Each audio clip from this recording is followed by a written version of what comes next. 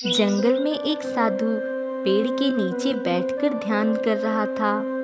तभी वहां पर एक लकड़हारा आता है और वह उसी पेड़ की लकड़ी काटने लगता है। लकड़ी काटने की आवाज से साधु का ध्यान टूट जाता है।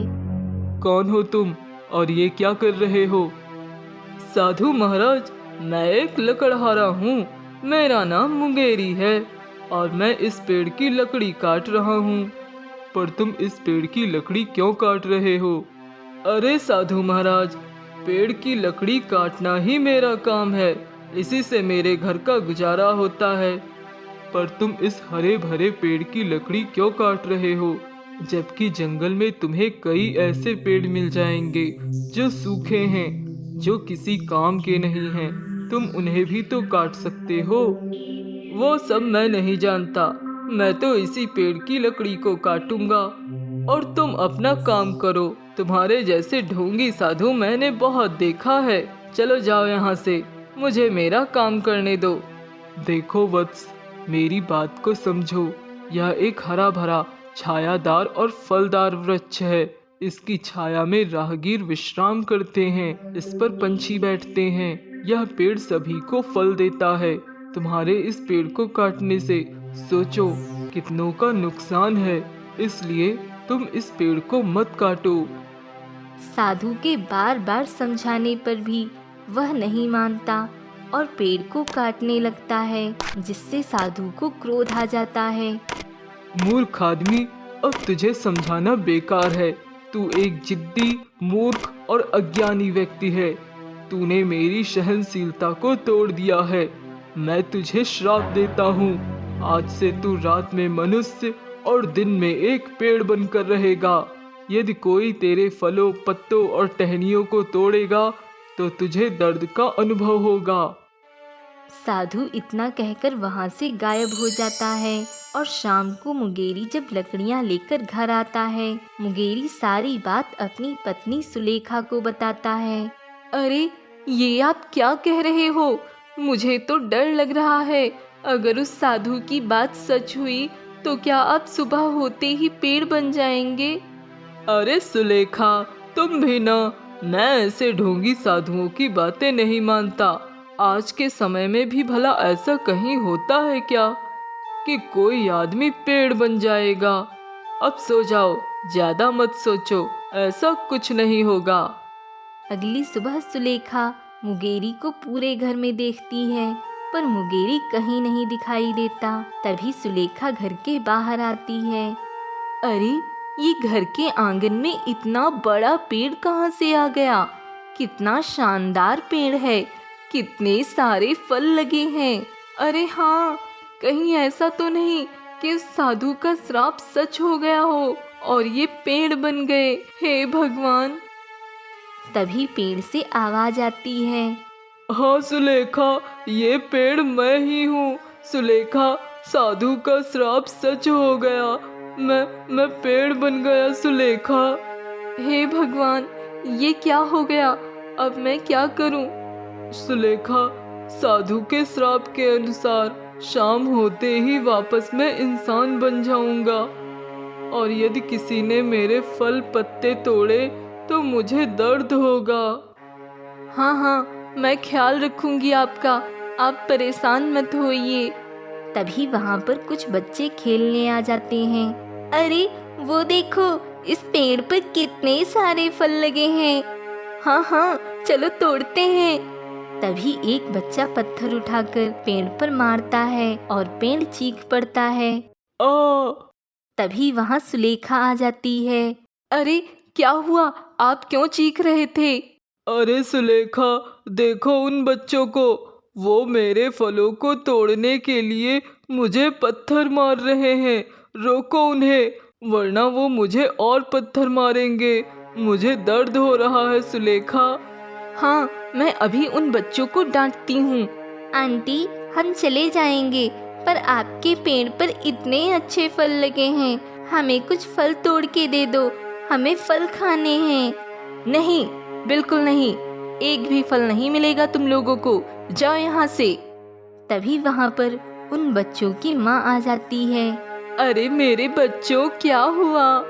देखो ना माँ, उस पेड़ पर कितने अच्छे फल लगे हैं। मुझे वो फल खाने हैं, पर ये आंटी हमें फल तोड़ने नहीं दे रही। माँ, आप कहो ना आंटी से। अरे बहन, बच्चे ही तो हैं, थोड़े फल खा लेंगे तो क्या हो जाएगा। नहीं, मैं इस पेड़ के फल किसी को भी नहीं तोड़ने दूंगी। ये मेरा पेड़ है, तुम सब जाओ यहाँ से। हे भगवान, कितनी निर्दयी औरत है ये, थोड़े से फलों के लिए इतना गुरूर। अभी तेरी शिकायत गांव के मुखिया जी से करती हूँ जाके। इतना कहकर वह औरत अपने बच्चों को लेकर चली जाती है। अरे सुलेखा, ये तुमने क्या किया? अगर उस औरत ने सच में गांव के मुखिया से शिकायत कर दी तो कहीं तुम्हें गांव से बाहर ना निकाल दे। सुलेखा, मेरे कारण तुम परेशान मत हो। मैंने जो गलती की है उसकी सजा तो मुझे ही भुगतनी पड़ेगी। मुझे दर्द होगा, कोई बात नहीं, मैं सह लूंगा। पर तुम गांव के मुखिया से माफी मांग लेना और बच्चों को फल तोड़ के दे देना। तभी वही औरत मुखिया को साथ लेकर आती है। मुखिया जी, यही है वो निर्दयी औरत। तुम्हें अपने पेड़ पर इतना क्यों गुरूर है जो तुम इन बच्चों को पेड़ से फल भी नहीं तोड़ने दे सकती? मुखिया जी, मेरे पास आपके किसी भी सवाल का कोई जवाब नहीं। आप मुझे जो सजा देंगे मुझे मंजूर है, पर मैं इस पेड़ से किसी को भी फल तोड़ने नहीं दे सकती। तो ठीक है, तुम्हें ये गांव छोड़कर जाना होगा। तुम जैसी निर्दयी औरत हमारे गांव में नहीं रह सकती। ठीक है मुखिया जी, मैं आज शाम तक ये गांव छोड़कर चली जाऊंगी। शाम हो जाती है, मुंगेरी वापस इंसान बन जाता है।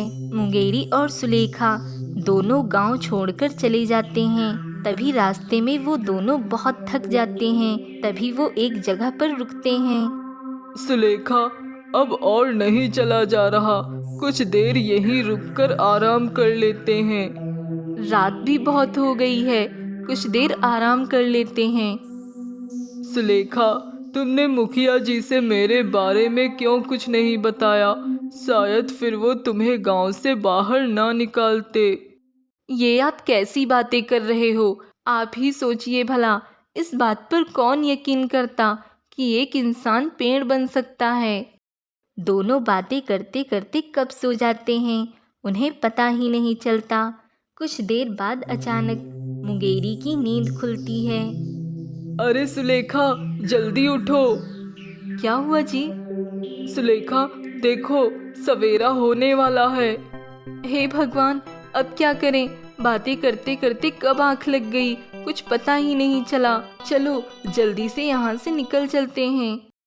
अब कोई फायदा नहीं, हम जंगल से ज्यादा दूर तक नहीं जा पाएंगे। जैसे उजाला होगा मैं पेड़ बन जाऊंगा। पेड़ बनने के बाद तो मैं कहीं चल भी नहीं सकता। सुलेखा, तुम चली जाओ, मेरे कारण तुम क्यों कष्ट झेल रही हो? अरे, ये आप कैसी बातें कर रहे हो? मैं आपको छोड़कर कहीं नहीं जाऊंगी। नहीं सुलेखा, जिद मत करो। शाम तक तुम इस जंगल में कैसे रहोगी? यहाँ जंगली जानवर भी हो सकते हैं। वो सब मैं नहीं जानती, मगर मैं आपको छोड़कर कहीं नहीं जाऊंगी। तभी उजाला हो जाता है और मुंगेरी फिर से पेड़ बन जाता है। तभी एक लकड़हारा जंगल में लकड़ियां काटने आता है और वह उस पेड़ को देखता है। अरे वाह, कितना शानदार पेड़ है, कितने सारे फल लगे हैं इस पर। आज इस पेड़ की लकड़ी काटूंगा, पर पहले इसके स्वादिष्ट फलों को तोड़ता हूँ, घर पे बच्चों को भी खिलाऊंगा। लकड़हारा पत्थर उठाता है और पेड़ पर मारता है। आह सुलेखा! तभी सुलेखा देखती है कि एक व्यक्ति पेड़ पर पत्थर मार रहा है। सुलेखा उस व्यक्ति से कहती है, कौन हो तुम? मैं लकड़हारा हूँ, मैं पेड़ की लकड़ी काटने आया हूँ। लेकिन मैंने सोचा इस पेड़ पर बहुत अच्छे फल लगे हैं, तो पहले फल तोड़ लूँ। पर तुम कौन हो? नहीं, तुम इस पेड़ के फल नहीं तोड़ सकते हो, ना ही लकड़ी काट सकते हो। मैं तुम्हें इस पेड़ को नहीं काटने दूंगी। लकड़हारा सुलेखा की कोई बात नहीं मानता और जैसे ही वह कुल्हाड़ी पेड़ पर मारता है, अचानक से वही साधु प्रकट हो जाते हैं। ठहरो, तुम इस पेड़ को मत काटो।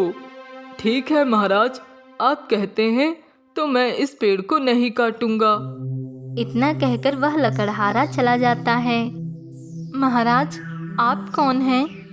बेटी, मैं वही साधु हूँ जिसने तुम्हारे पति को पेड़ बनने का श्राप दिया था।